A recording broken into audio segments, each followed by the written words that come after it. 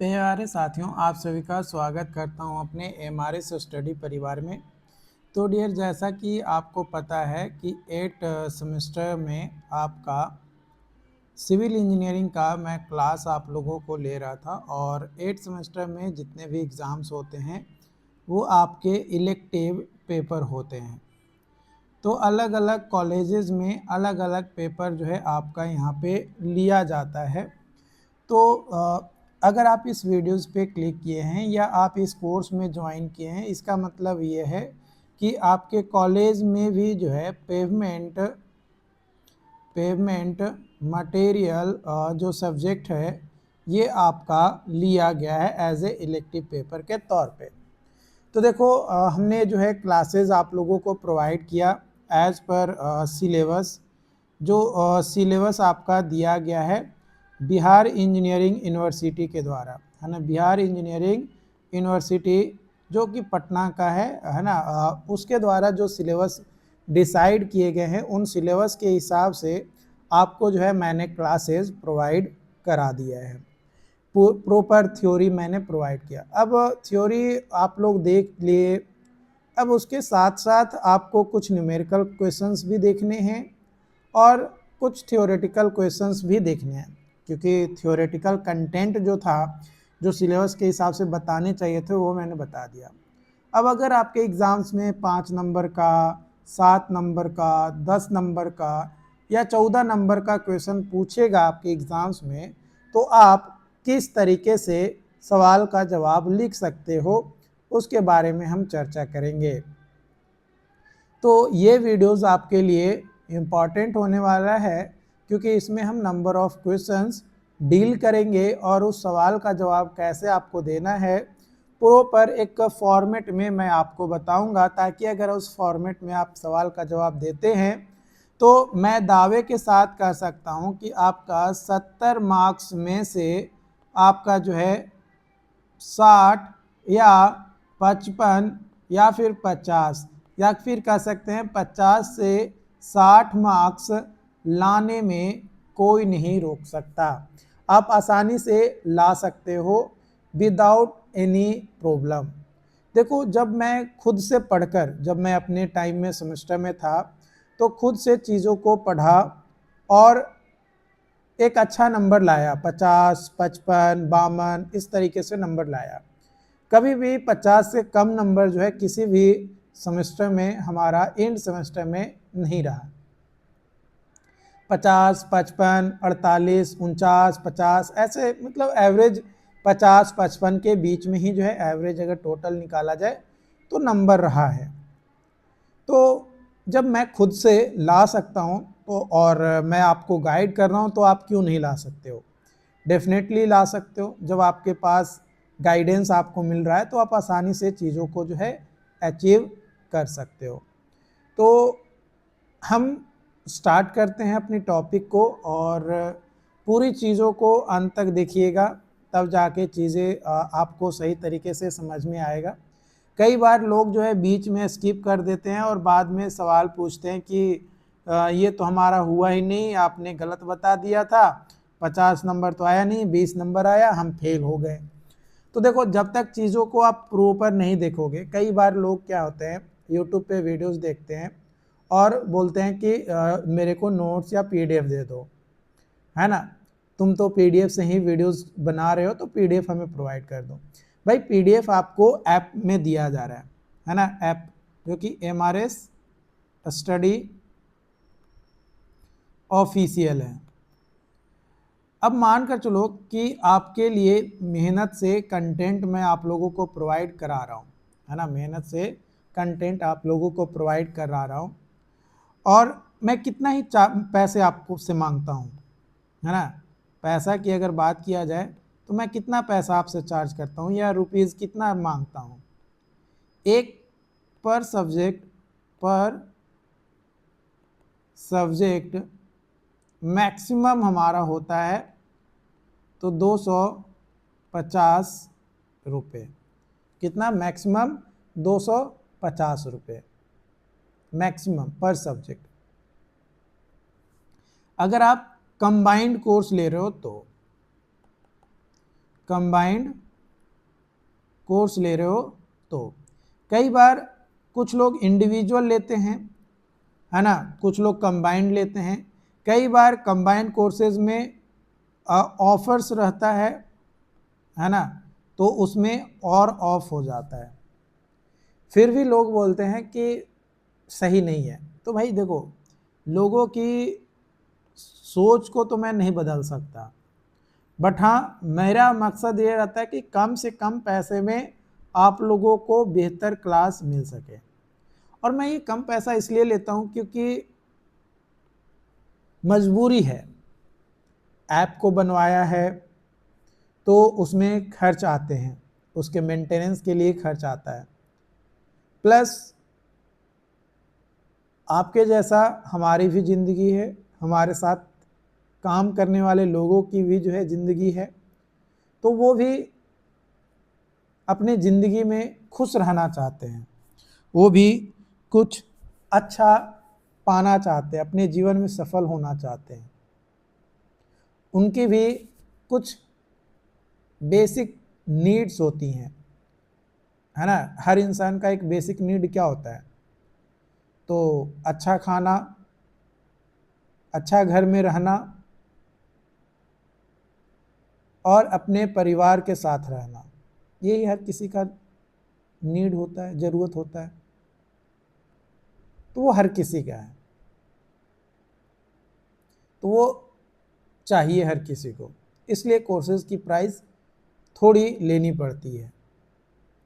Okay, तो चलिए हम स्टार्ट करते हैं अपना टॉपिक्स को। और हमारा जो टॉपिक है, सबसे पहले हम बात करेंगे सॉइल कॉम्पैक्शन के बारे में। तो सॉइल कॉम्पैक्शन जो है एक ऐसा प्रोसेस होता है जिसके माध्यम से सॉइल की जो डेंसिटी होती है उसको हम इंक्रीज करते हैं मैकेनिकल मीन्स के माध्यम से, ताकि सेटलमेंट कम हो और स्ट्रेंथ जो है सॉइल का वो बढ़ सके। तो सॉइल कॉम्पैक्शन का मेन उद्देश्य होता है बियरिंग कैपेसिटी को इंक्रीज करना, परमेबिलिटी को रिड्यूस करना, स्टेबिलिटी को इंक्रीज करना या इम्प्रूव करना और सेटलमेंट को रिड्यूस करना।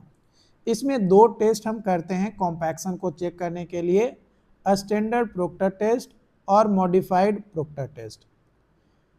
इंपॉर्टेंट टर्म्स आता है ऑप्टिमम मॉइस्चर कंटेंट यानी OMC और MDD यानी maximum dry density. Maximum dry density, कई बार इसको MDD को अगर आप फील्ड में काम करने जाओगे तो FDD बोलेगा, FDD। तो ये क्या होता है FDD? ये होता है field dry density, field dry density यानी फील्ड में जो सॉइल है उसकी डेंसिटी कितनी है उस चीज़ को रिप्रेजेंट करता है FDD। उसके बाद अगला पॉइंट है आपका CBR टेस्ट। CBR टेस्ट यानी कैलिफोर्निया बियरिंग रेशियो टेस्ट। इसके माध्यम से हम स्ट्रेंथ चेक करते हैं सबग्रेड सॉइल का। CBR टेस्ट का फॉर्मूला होता है test load divided by standard load का होल इनटू 100। इसका पर्पस होता है पेवमेंट थिकनेस डिज़ाइन के लिए और सबग्रेड स्ट्रेंथ को इवेल्युएट करने के लिए। इसमें दो टेस्ट आते हैं, लेबोरेटरी CBR टेस्ट और फील्ड CBR टेस्ट। जितना ज़्यादा वैल्यू होगा CBR का उतना ही लेसर पेवमेंट का थिकनेस होगा, यानी CBR का वैल्यू ज़्यादा तो पेवमेंट थिकनेस कम, पेवमेंट थिकनेस कम। अगला पॉइंट है properties of good road aggregate. एक अच्छा रोड एग्रीगेट का प्रॉपर्टीज क्या होता है? तो high crushing strength, high abrasion resistance, good toughness, proper shape यानी cubical, low water absorption, durable and sound, ये आपका है। इम्पॉर्टेंट टेस्ट अगर हम देखें तो crushing test, impact test, Los Angeles abrasion test, flakiness and elongation index. अगला है बिटुमिन जिसके प्रॉपर्टीज़ और टेस्ट के बारे में हम बात करेंगे। तो बिटुमिन जो है ब्लैक स्टिकी मटेरियल होता है जो कि पेट्रोलियम रिफाइनिंग से प्राप्त होता है और इसका यूज़ किया जाता है एज ए बाइंडर के तौर पे। कैसे यूज़ किया जाता है? बाइंडर के तौर पे यूज़ किया जाता है फ्लेक्सिबल पेमेंट में। किसमें? फ्लेक्सिबल पेमेंट में। इसका इंपॉर्टेंट प्रॉपर्टीज़ देखें, विस्कोसिटी, एडेसिव या एडेशन, ड्यूरेबिलिटी और टेम्परेचर सस्पेक्टिबिलिटी। टेस्ट अगर हम देखें, penetration test, ductility test, softening point test, flash and fire point test और विस्कोसिटी टेस्ट। उसके बाद आता है बिटुमिनस इमल्सन। बिटुमिनस इमल्सन जो है bitumen mixed with water using emulsifier, तो उसको बोला जाता है बिटुमिनस इमल्सन। ये 3 तरीके का होता है, रैपिड सेटिंग, मीडियम सेटिंग और स्लो सेटिंग। इसका यूज़ किया जाता है प्राइम कोट, टैग कोट और सरफेस ड्रेसिंग के लिए। इसका एडवांटेज ये होता है कि इसका यूज़ हम वेट कंडीशन यानी भीगा हुआ मौसम है उस टाइम पे भी जो है हम इसका यूज कर लेते हैं। नेक्स्ट है Marshall mix design method. Marshall mix design method, इसका यूज़ किया जाता है बिटुमिनस मिक्स को डिज़ाइन करने के लिए। इसमें हम ऑप्टिमम बिटुमिन कंटेंट को डिटरमाइन करते हैं और स्टेबिलिटी और ड्यूरेबिलिटी को इंश्योर करते हैं। पैरामीटर्स देखें तो Marshall stability, flow value, air voids और VMA यानी void in mineral aggregate. Procedures जो इन्वॉल्व होता है प्रिपेयरिंग स्पेसिमेन और टेस्टिंग, वो अंडर लोडिंग हमारा होता है। नेक्स्ट है रेजिलिएंट मॉडुलस। ये मेजर करता है elastic behaviour of bituminous mix को under repeated traffic load. Symbol होता है MR, important for design, pavement design के लिए। डिटरमाइन किया जाता है बाय रिपीटेड लोड टेस्ट। जितना ज़्यादा रेजिलेंट का वैल्यू यानी रेजिलेंट मॉडुलस का वैल्यू होगा, लोड कैरिंग कैपेसिटी जो है उतना ही अच्छा होगा। Super pave mix design. Super pave mix design, super pave superior performing asphalt pavement होता है जो परफॉर्मेंस ग्रेड होता है बाइंडर सिस्टम का, गायरेटरी कॉम्पैक्टर और वॉल्यूमेट्रिक मिक्स डिज़ाइन होता है। यह सूटेबल होता है हैवी ट्रैफिक के लिए और बेटर रूटिंग होता है एंड फैटिग्यू रेजिस्टेंस भी हमें प्रोवाइड करता है।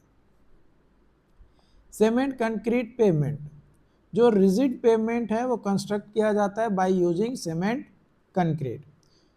हाई फ्लेक्सुरल स्ट्रेंथ के लिए, ड्यूरेबिलिटी और प्रॉपर जॉइंट स्पेसिंग इसकी जो है रिक्वायरमेंट होती है। इसमें slump test, compressive strength test और फ्रैक्चरल स्ट्रेंथ टेस्ट करते हैं। इसमें एक्सपेंशन जॉइंट, कॉन्ट्रैक्शन जॉइंट और कंस्ट्रक्शन जॉइंट, ये टाइप ऑफ जॉइंट जो है हमें देखने को मिलता है। Weathering and durability of bitumen. Weathering and durability of bitumen. Weathering is deterioration due to oxidation, UV exposure, moisture damage और टेम्परेचर वेरिएशन। इसका इफेक्ट होता है हार्डनिंग, क्रैकिंग और स्ट्रिपिंग। प्रॉपर बाइंडिंग सिलेक्शन अगर है तो जो ड्यूरेबिलिटी है वो हमारा इम्प्रूव होता है। आई होप कि यहाँ पे जो भी पॉइंट्स मैंने डिस्कस किया वो आपको समझ में आया होगा। अगर फिर भी कोई डाउट्स आता है तो आप चैट में आप हमें बता सकते हो। डेफिनेटली उसके ऊपर प्रॉपर डिस्कशंस और उसको और अच्छे से एक्सप्लेन करने की मैं कोशिश करूँगा। Thank you.